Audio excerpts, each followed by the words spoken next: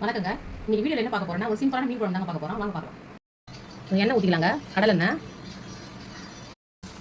தாளிக்கிறதுக்கு கடுகு, உளுந்து, கொஞ்சம் சீரகம், கொஞ்சமாக வெந்தயம். கடுகு நல்லா பொரிஞ்சிச்சு. கருவேப்பிலை வச்சுக்கலாம். அப்படியே ஒரு 2 வெங்காயம் நல்லா வெட்டி வச்சுருக்கேன், அதையும் சேர்த்துக்கலாம். இப்போ வெங்காயம் நல்லா வதங்கிச்சுங்க. இப்போ நம்ம தக்காளி சேர்த்துக்கலாம். நல்லா பெரிய சைஸ் 3 தக்காளி எடுத்துக்கலாம். ஒரு 4 பச்சை மிளகாய் இதை சேர்த்துக்கலாம்.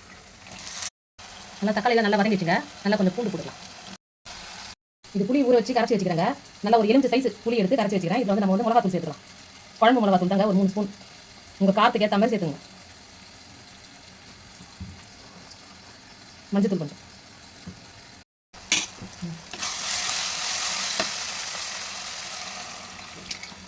ஸோ நம்ம தேவையான உப்பு போட்டுக்கலாம். இது நல்லா கொதிக்கிட்டுங்க. கொச்ச பிறகு மாங்காவும் மீனும் போட்டுக்கலாம்.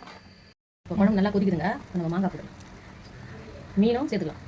இது நவர மீனுங்க, நல்லா இருக்கும் குழம்பு. மீன் எல்லாம் போட்டாச்சுங்க. ஒரு 5 நிமிஷம் கழிச்சு இறக்கிடலாம்.